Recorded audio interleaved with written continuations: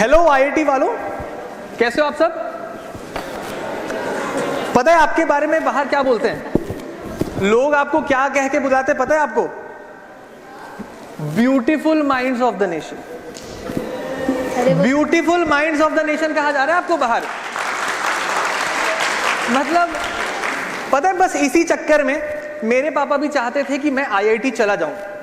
वो अपने दोस्तों को ना फख्र से कहते थे कि मेरा बेटा तो आईआईटी की प्रिपरेशन कर रहा है। अरे भाई, तैयारी करने और सिलेक्शन होने में फर्क होता है ना। उन्हें लगता था कि प्रिपरेशन कर रहा है तो हो ही जाएगा। और दूसरे तरफ थे मेरे चाचा, जिनको कोई मतलब ही नहीं है कि मैं 12th के बाद क्या करूंगा। उनका बस इतना था कि बेटा देख, तू घर में सबसे बड़ा है तो प्लीज थोड़ा ना प्रेजेंटेबल रहा कर यार। ये क्या बनियान पहन के हर जगह घूमता रहता है? तेरे छोटे भाई बहनों पे क्या असर पड़ेगा यार। तो जब घर से बाहर निकले तो थोड़ा तैयार होके अच्छे से जाया कर, अच्छे से पगड़ी बांधा कर, शूज वूज बढ़िया से साफ करके जाया कर। तो यार मैंने ना ग्रेजुएशन और जॉब घर से दूर रह के की, दिल्ली में और बैंगलोर में, है ना। और आप लोगों की तरह मैं भी हॉस्टल्स में रहा, फ्लैट्स में रहा, पीजीज में रहा। तो इस पूरे टाइम के दौरान मेरे चाचा ने मेरी लिविंग स्टाइल पे जो जो ताने मारे हैं ना, मेरे को जो जो सुनाया है, वो सब कुछ मैं अभी आपको सुनाने वाला हूं, पर एक कविता के फॉर्म में। ठीक है, मस्ती भरी कविता यार, तो मस्ती के साथ सुनना।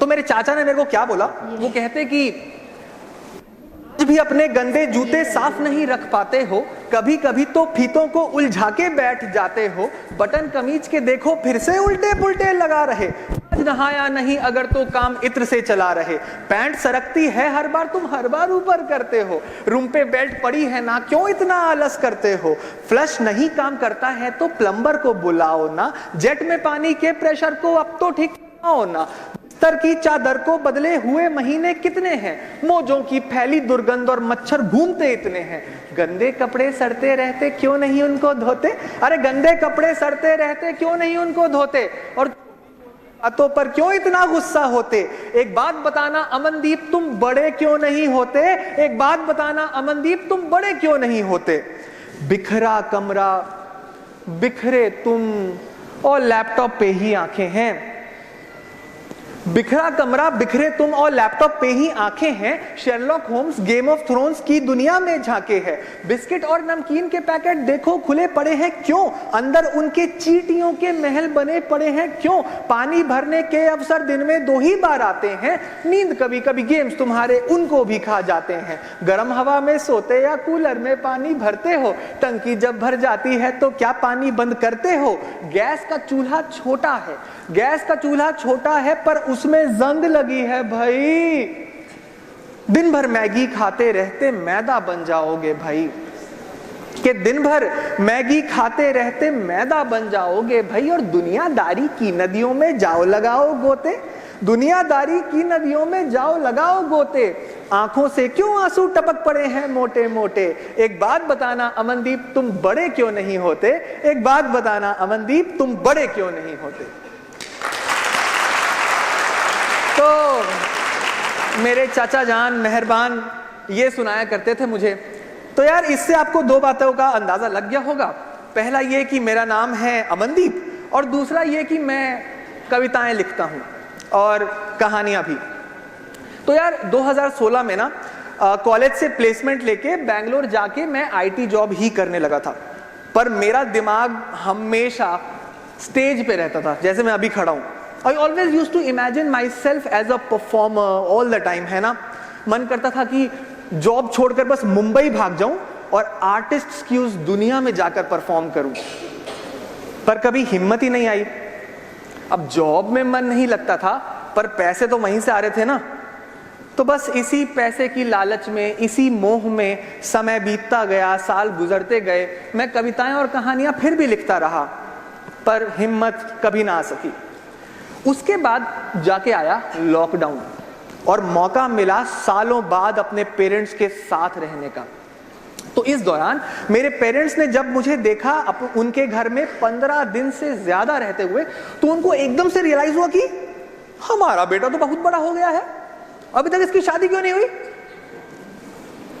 अब यार इस सवाल से ना मैं आज तक भागता ही आ रहा था, पर तब क्या करता, कहां जाता, लॉकडाउन जो लगा था, निकल सकते नहीं कहीं आप।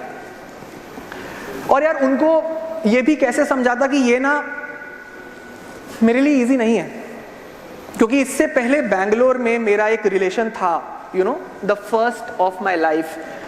स्कूल कॉलेज में ऐसा कभी हुआ नहीं, तो जॉब में पहला रिलेशन था, तो I was very serious about it, है ना, मैं बहुत खुश था, बहुत सीरियस था, बट सामने वाला उतना सीरियस था नहीं, तो उस वजह से बहुत बुरा एंड हुआ उस रिलेशन का। And it left me thinking कि क्या मैं प्यार के लायक भी हूं, क्या मुझे कभी लव मिलेगा अपने लाइफ में।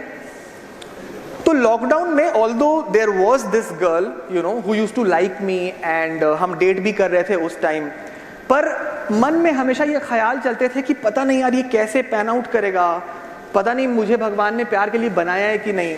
पर फाइनली जब प्रेशर आया ना पेरेंट्स का शादी के लिए, तो मैंने बहुत डरते डरते उससे बात की कि यार I think we should get married. And you know what, she agreed. उसने, I mean man,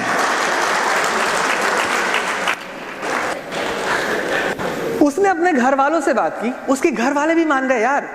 and I was on cloud 9, मतलब मैं अनलकी नहीं हूं प्यार में, मतलब मुझे भगवान ने प्यार दिया है। हमने फाइनली डिसाइड किया कि हम ना 2022 में शादी करेंगे। और जैसे जैसे वो डेट नजदीक आ रही थी ना शादी की, मेरी तो खुशी एकदम दुगनी हो रही थी यार। मैं खुश हो रहा था कि ये मतलब ये होने वाला है।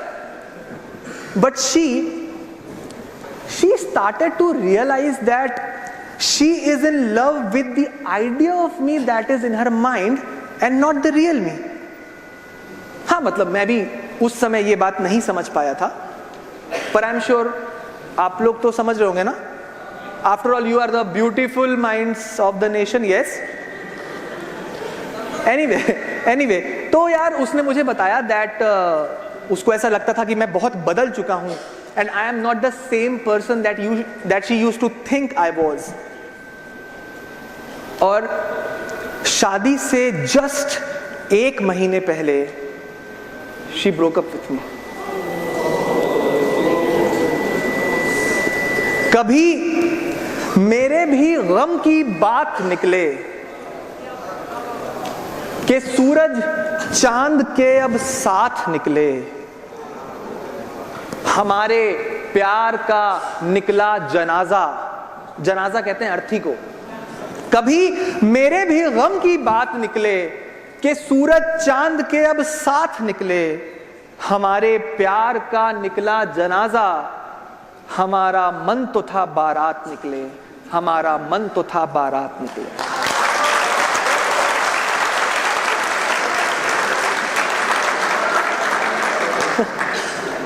मेरे दिमाग ने फिर से मुझे यही कहना शुरू कर दिया कि Aman, you are not made for love. और मैं एकदम बिखर चुका था यार, मैं टूट चुका था, मुझे समझ नहीं आ रहा था मैं कहां जाऊं, किससे बात करूं। एंजाइटी मेरे शरीर में भर चुकी थी। तब मुझे किसी ने याद दिलाया कि अमन, चाहे तेरा एक प्यार चला गया है, पर तू भूल रहा है कि तेरा एक और प्यार है जो तेरे अंदर है अभी। वो है तेरे लिखने का हुनर, तेरी कविताएं, तेरी कहानियां। यूं तो यार इस हालत में लिखने का मन कैसे होगा ना, हिम्मत होती है ना कुछ भी करने की। पर मुझे पता था कि मुझे एस्केप चाहिए, मैं नहीं बर्दाश्त कर रहा था मेरे अंदर जो हलचल हो पा रही थी। तो मैंने फाइनली डिसाइड किया कि मैं एक गजल लिखूंगा, पर औरों की तरह जाने वालों को ब्लेम नहीं करूंगा। मैं इस बार खुद की गलतियां देखूंगा कि मुझसे क्या गलतियां हुई हैं इस रिलेशन में, और अपनी गलतियों को कुछ कपलेट्स में मेंशन करूंगा, इमेजिन करते हुए कि वो जाने वाली ना, उसने मेरे लिए ये बात बोली है, कि वो क्या सोच रही होगी कि अमन ने क्या क्या गलतियां की हैं। तब मैंने लिखा कि मुझको अपनी जान बताने वाला, मुझको अपनी जान बताने वाला, एक वही है मुझे रुलाने वाला। ध्यान रखना कि जो चली गई है वो ऐसा सोच रही है मेरे बारे में कि मुझको अपनी जान बताने वाला, एक वही है मुझे रुलाने वाला, और जाने बिना ही दिल दे बैठी उसको। जाने बिना ही दिल दे बैठी उसको, जाने कैसा समय है आने वाला, कि जाने कैसा समय है आने वाला, और अपना कैदी बना के रखता है अब, अपना कैदी बना के रखता है अब, खुद ही मेरी कैद छुड़ाने वाला। अक्सर जब कोई इंसान अपने पहले रिलेशन से फ्री होके, आजाद होके हमारी लाइफ में आता है ना, तो उसे ये लगता है कि वो पुरानी बंदिशों को, पुरानी परेशानियों से फ्री हो चुका है और अब हमारे साथ रहने आया है। पर धीरे धीरे आप दोनों रियलाइज नहीं करते कि आप दोनों एक दूसरे के पैटर्न्स में किस तरह फिर से बंधते जा रहे हो। और एज अ पार्टनर मेरी ड्यूटी थी कि मैं उसे बंदिश ना फील कराऊं, मैं उसे आजाद फ्री कराऊं, पर मैं ये कर नहीं पाया। और तब मैंने ये लिखा कि वो ऐसा सोचती होगी कि अपना कैदी बना के रखता है अब, खुद ही मेरी कैद छुड़ाने वाला। और देखो देखो कैसे सब कुछ हार गया है, मेरे इश्क में मुझे हराने वाला।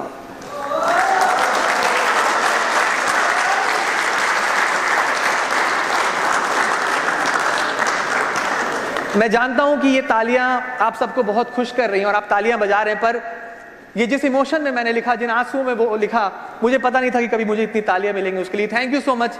पर मैंने एक आखिरी कपलेट इसका रह गया है, वो मैं सुना के अब कहानी को आगे बढ़ाता हूं कि देखो कैसे सब कुछ हार गया है, मेरे इश्क में मुझे हराने वाला, और मेरा भरोसा कभी नहीं कर पाया। हम अक्सर अपने पार्टनर्स को ईश्वर, भगवान, रब का दर्जा देते हैं, उन्हें ऐसे नामों से बुलाते हैं, पर क्या हम उन पे उतना विश्वास कर पाते हैं जितना हम अपने रब पे करते हैं? तब मैंने लिखा कि वो सोचती होगी मेरे बारे में कि मेरा भरोसा कभी नहीं कर पाया, मुझको अपना खुदा बताने वाला, मुझको अपना खुदा बुलाने वाला। अब आगे क्या? 6 साल से मैं अपनी आईटी जॉब में बस सरवाइव कर रहा था दोस्तों। तो कुछ खास ऐसी इनकम भी नहीं थी कि माँ बाप कम से कम इस बात से प्राउड हो। और अब ना प्यार बचा और ना ही शादी। नवंबर 2022 मैं हर रोज की अपनी एंजाइटी के बीच खुद को समझा रहा था कि अमन कुछ आर्ट क्रिएट कर ले, कुछ लिख ले, कोई वीडियो रिकॉर्ड कर ले, तभी तू ओवरकम कर पाएगा अपनी इस सिचुएशन से। और उसी दौरान मुझे पता चला that my x has a new partner now. हमारी शादी होने वाली थी यार, हमारी शादी होने वाली थी। मैं 3 महीने से स्ट्रगल कर रहा था, मेरे अंदर की एंजाइटी एकदम बढ़ चुकी थी, मेरी मूव ऑन करने की सारी कोशिशें बिखर चुकी थी। जिस कैनवस पे मैं फिर से ड्रॉ कर रहा था वो कैनवस दोबारा से ब्लैंक हो गया था। मेरी आंखों का बांध तोड़कर आंसू निकलने ही वाले थे कि बस उसी समय मेरा फोन बजा। एक अननोन नंबर था और जिस हालत में मैं था, मैं अपना फोन तो कभी नहीं उठाता, पर सिर्फ इसलिए उठाया क्योंकि उस अननोन नंबर के ऊपर लिखा था मुंबई। एक पोएट्री शो से मुझे कॉल आया था। वो चाहते थे कि मैं परफॉर्मेंस करूं मुंबई आकर। अब क्या है ना कि ये जो मेरा आर्ट है ना, लिखने का या परफॉर्म करने का, ये बिल्कुल ना अल्कोहल की तरह है। आपके अराउंड 1000 दुख भरे पड़े हो, पर जब आप शराब पीते हो ना, तो थोड़ी देर के लिए ही सही उन गमों को आप भूल जाते हो। मुझे मुंबई बुला रही थी, वही मुंबई जहां मैं हमेशा से जाना चाहता था। फाइनली मैं उस शूट के लिए पहुंचा। शो वालों ने बताया कि वैसे यार मेरे अंदर तो काफी एंजाइटी और तूफान भरा ही हुआ था, पर शो वालों ने यह बताया कि वो चाहते हैं कि मैं एक फन लविंग और लाइट सी फन फील्ड कविता परफॉर्म करूं दोस्ती के ऊपर। उनको ना दोस्ती पे कुछ इनसाइट्स, कुछ ऑब्जर्वेशंस चाहिए थे। अब हालत तो मेरी वैसी नहीं थी, पर करना पड़ा। अपने अंदर की सारी दुख तकलीफों को कैद करने के बाद मैंने वहां यह परफॉर्म किया कि छोड़ जाए गर कोई तो रो देते हैं ये यार दोस्त, छोड़ जाए गर कोई तो रो देते हैं ये यार दोस्त, वगरना पूरी कायनात के बाप है मेरे यार दोस्त।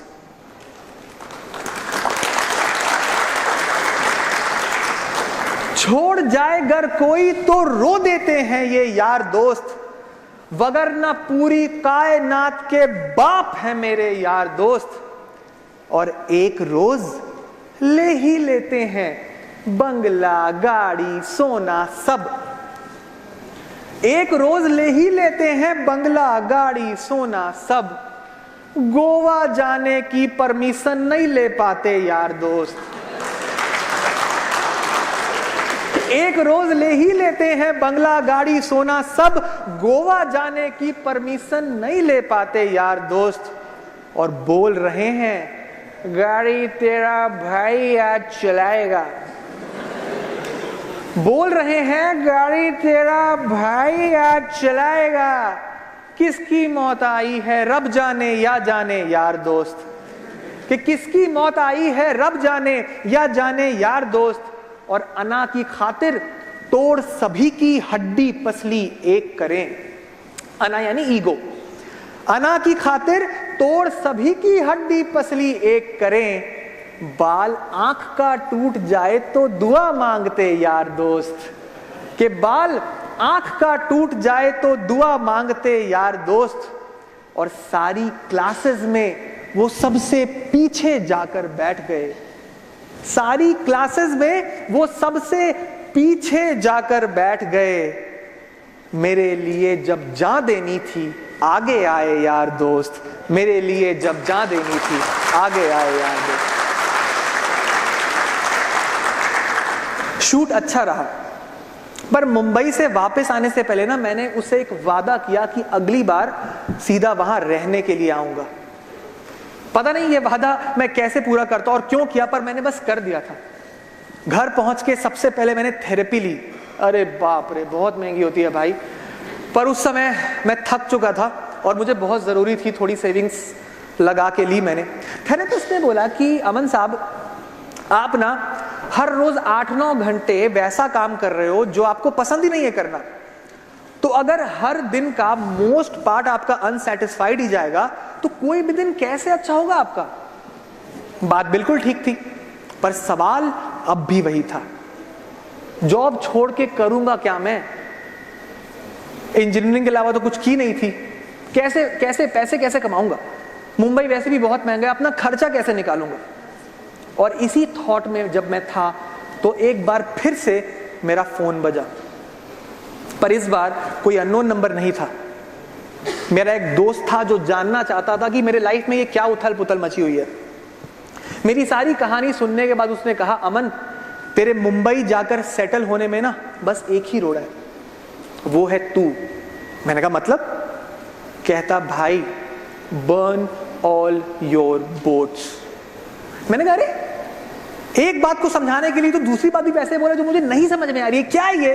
कहता अच्छा सुन तुझे एक कहानी सुनाता हूं। सालों पहले एक स्पेनिश राजा हुआ, स्पेनिश योद्धा हुआ, जो एक बार ना अपने 500 सैनिकों को लेकर कुछ बोट्स में चल पड़ा दुनिया का सबसे महंगा खजाना पाने के लिए। अब वो खजाना 600 सालों से एक ही आर्मी के पास था, क्योंकि बड़े से बड़े राजा और सेनाओं ने कोशिश की पर वो उसको पाने में नाकामयाब रहे थे। अब उस योद्धा की आर्मी ये बात जानती थी, इसलिए रास्ते में वो लोग बहुत डरे हुए थे कि यार इतनी बड़ी सेना को हम मुट्ठी भर सैनिक कैसे हराएंगे। जब वो लोग बीच पर पहुंचे, तट पर जब वो लोग पहुंचे, तो उस योद्धा ने अपने सभी सैनिकों को इकट्ठा किया और सब कुछ समझाने के बाद आखिरी में कहा बर्न ऑल योर बोट्स। हर कोई हैरान रह गया यार कि हम घर कैसे वापस जाएंगे, पर उन सब ने वही किया, सब ने अपनी बोट्स को जला दिया। योद्धा ने फिर से कहा अगर हम घर जाएंगे तो दुश्मनों की बोट्स पर, अगर हम घर जाएंगे तो सिर्फ दुश्मनों की बोट्स पर। मैं तुम्हारे हारने के सारे रास्ते खत्म कर देना चाहता हूं, तो या तो योद्धा की तरह, जाबाज योद्धा की तरह लड़ो या फिर मर जाओ। और पता है क्या हुआ? वो सेना इतनी दिलेरी से लड़ी कि 600 सालों में पहली बार कोई खजाना लेके वापस लौटा था। तो अमन तेरी कुछ बोट्स तो जल ही चुकी हैं, रिलेशन नहीं रहा, शादी खत्म हो गई, अब तेरे पास लूज करने के लिए है ही क्या अपने जॉब के अलावा? इसको भी छोड़ दे भाई, बर्न ऑल योर बोट्स। फिर तू देखना तेरे में भी वही जोश आ जाएगा और तू सिर्फ जीतने के लिए लड़ेगा, बिल्कुल उस आर्मी की तरह। मैं भाई साहब फुल मोटिवेट हो गया। इस पहली बार मुझे कोई टेंशन नहीं थी कि मैं जॉब छोड़ के करूंगा क्या, बस लग रहा था कुछ ना कुछ तो कर लूंगा, फाइट मार लूंगा मैं। और वैसे भी अगर मेरी किस्मत में लिखा है बर्बाद होना, तो घर पे रहकर बर्बाद होने से अच्छा है कि मैं मुंबई जाकर अपना सपना पूरा करते हुए बर्बाद हो जाऊं। पेरेंट्स से भी बात कर ली मैंने, पर अभी तक रिजाइन के पेपर्स नहीं डाले थे। पता नहीं क्यों। कि अगले दिन मैं पापा की दुकान से वापस लौट रहा था घर एक बस पे, और मेरे बगल में जो इंसान बैठा था वो ना अपने फोन पे महाभारत देख रहा था। पहले तो मुझे बहुत गुस्सा चढ़ा कि यार इसने ईयरफोन्स क्यों नहीं लगाए हैं, पर उसके फोन में ना गीता ज्ञान चल रहा था। अर्जुन श्री कृष्ण से कहते हैं कि इतने बड़े विध्वंस का कारण मैं नहीं बन सकता माधव। तब श्री कृष्ण उन्हें समझाते हैं, विध्वंस ही नवनिर्माण का कारण होता है पार्थ। एक पौधे की डाली काटो, पौधे की एक डाली काटो तो दो और जन्म लेती हैं। तुम आज के विध्वंस से क्यों भयभीत होते हो, कल पुनः नवनिर्माण होगा, क्या यह सत्य नहीं जानते? बस अब मुझे कुछ सुनने की जरूरत नहीं थी। मैं घर पहुंचा और तुरंत ऑफिस के रेजिग्नेशन के पेपर्स डाल दिए और अगले दिन की तत्काल टिकट बुक करके अपना बोरिया बिस्तर लेके पहुंच गया मुंबई। वहां जाकर मैंने कई स्टेजेस पे परफॉर्म किया, कई लोगों से मिला, मैं उन्हें अपनी कहानी सुनानी शुरू की और अपने आइडियाज भी दिए। उन्होंने बताया कि मुझे इन चीजों को रिकॉर्ड करके ना इंस्टाग्राम पर डालना चाहिए। एक से दूसरी और दूसरे से तीसरी कड़ी जुड़ती गई। मैं कपिल शर्मा के शो में भी गया और उनके ऊपर एक कविता सुनाई मैंने। मुझे मौका मिला मानव कौल और ऋषभ पंत के लिए स्क्रिप्ट्स लिखने का। इंस्टाग्राम और यूट्यूब पे बहुत सारा प्यार मिला और बहुत सारे फॉलोअर्स भी। ये तो शुरुआत थी बस, मेरा सफर अभी और बहुत आगे का है। और यहां ना यूजुअली उन लोगों को बुलाया जाता है जो अराइव कर चुके हैं, पर मैं खुश हूं कि मेरी तो अभी बस शुरुआत है और मैं फिर भी यहां हूं। और पार्टनर का प्यार नहीं मिला तो क्या हुआ, लोगों का आज भी मुझे बहुत प्यार मिलता है। तो बात बस इतनी सी है कि कभी कभी ना अपने अंदर की आग को जलाने के लिए आपको अपनी सारी बोट्स को जला देना होता है, और ये याद रखना होता है कि विध्वंस ही नवनिर्माण का कारण होता है और कोशिश करने वालों की कभी हार नहीं होती। Thank you so much everyone for listening to me.